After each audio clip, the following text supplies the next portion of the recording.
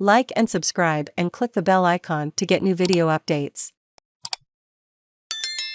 Rusty's low-key cameo at Albo'S Time to Shine by Samantha Hutchinson and Stephen Brooke, May 2, 2022, 6.00 am. Save login, register or subscribe to save articles for later.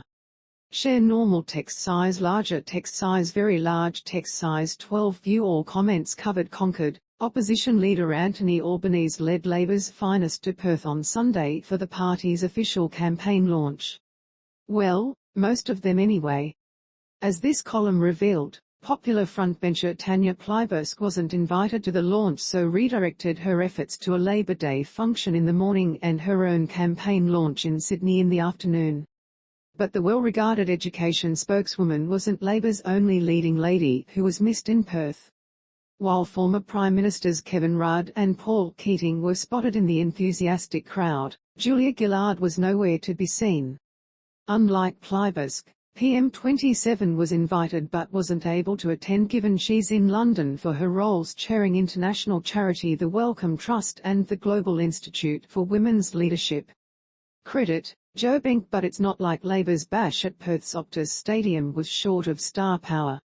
There was more than a touch of Hollywood when Man of the Hour Albo was introduced to the audience with a slickly edited and rather stirring promotional video highlighting the Labour leader's election commitments and key election issues, all narrated by a rugged and rather familiar-sounding voice. And not just any voice, as it turns out. It belonged to Oscar winner and South Sydney Rabbitohs part owner Russell Crowe. A Labour spokesman confirmed Rusty had narrated the video as a favour for his mate and fellow Bunny's tragic Albo. Which, as far as favours go, is almost as good as a box seat on game day. But we digress. Other Labour kelps to appear included ALP National President Wayne Swan, profoundly photogenic South Australian Premier Peter Malinauskas and Fortress WA Premier Mark McGowan, who won the crowd over with a comedy-light speech noting that, like Albo, he too owns a poodle. Her name is Georgie. Blue ribbons. But it was a different story in Sydney, where PM30 Scott Morrison turned out at Homebush for the Liberal NSW campaign rally. NSW Premier Dominic Perrottet sat alongside party president Philip Ruddock in the audience's front row as a defiant Morrison urged the crowd to stick with the Liberals and not to chance it with the opposition. Don't vote for the chaos of the independents, don't vote for the weakness of Labour, and just don't vote for the Greens, Morrison boomed to an audience who had been worked into a frenzy by a hard rock soundtrack including AC/DC's Thunderstruck before he took the stage. While an energetic Senator Marise Payne was ebullient in front of the audience as she introduced the PM, Perrottet did not address the crowd at the event.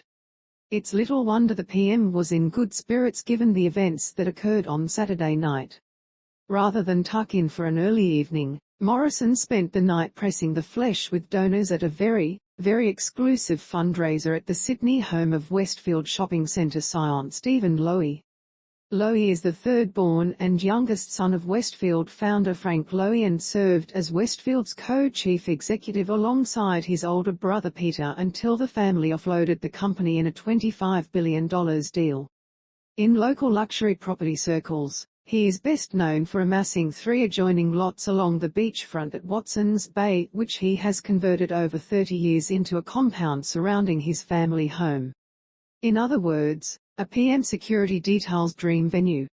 Have a bash. Punching bags with Clive Palmer's face on it have been popping up in various Melbourne locations.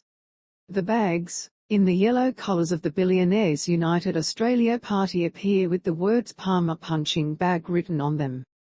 The Palmer punching bags are actually made from United Australia Party billboard skins, and appear to be the work of shadowy vigilante group Jackers, which has been defacing numerous UAP billboards during the campaign. PPBs give the public an opportunity to take out their frustration with this broken democracy where billionaires can brainwash and buy votes. Punch up, not sideways. The group, which didn't seem too keen to respond to CBD, says in social media postings. One bag has been spotted in Abbotsford, where passing locals have been spotted giving it the occasional not too convincing kick. But that's Abbotsford for you. In the fine print, speaking of election preparations, things don't appear to be going entirely to plan inside Nationals MP Kevin Hogan's office. The Coalition MP who represents the electorate of Page on the NSW North Coast wrote to his constituents in late April asking for their vote on the basis of the Coalition's economic track record and success boosting employment.